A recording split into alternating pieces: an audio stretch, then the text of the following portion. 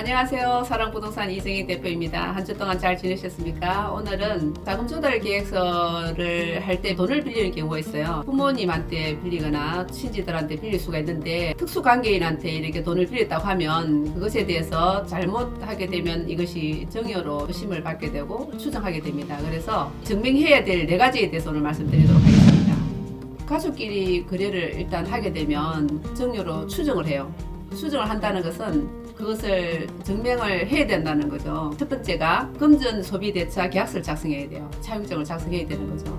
대부 조사를 받았을 때 하게 되면 쉽지 않게 돼요. 왜냐하면 그 차용한 날짜를 정확하게 증빙으로 남아야 되기 때문에 그렇게 하기 위해서는 공증을 한다거나 또는 이메일을 주고받는다거나 차용한 날짜에 대한 그 인감증명서를 발부받아서 차용증에 인감도장을 찍고 간인을 한다거나 그럼 날짜가 정확하게 픽스가 되잖아요.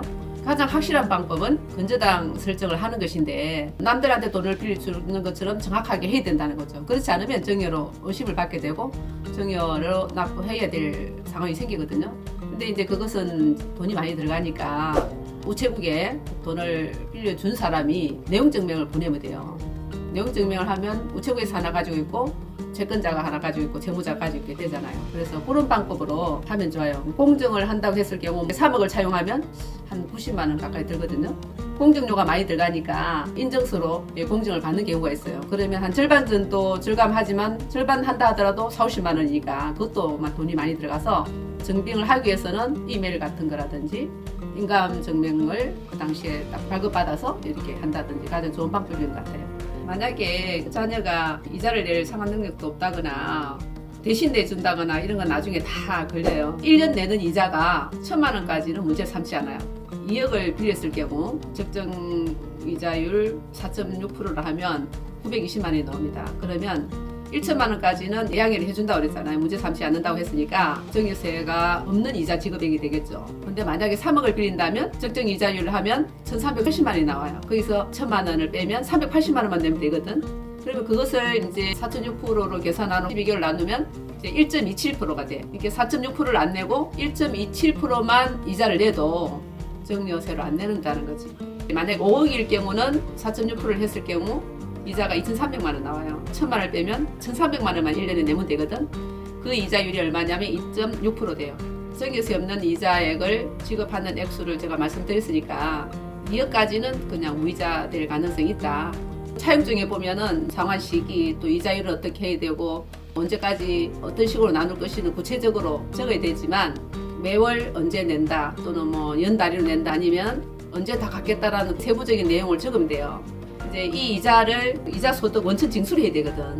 100만 원을 수당을 드렸다면 43,000원을 이미 세금을 소득세를 떼놨다가 원천 징수를 해서 납부를 하거든요.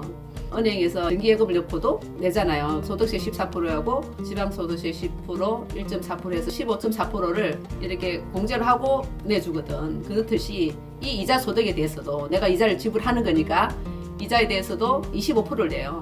그러니까 지방소득세 2.5%까지 합해서 27.5%의 이자 소득을 공제를 하고 이자를 드려야 되니까 만약에 내가 적정 이자율을 4.6%를 드렸다. 2억을 빌렸을 때 920만 원을 드리면 920만 원에 대해서 27.5%를 공제로 하고 그것을 그 다음 달 10일 날 원천 징수를 해야 되거든요.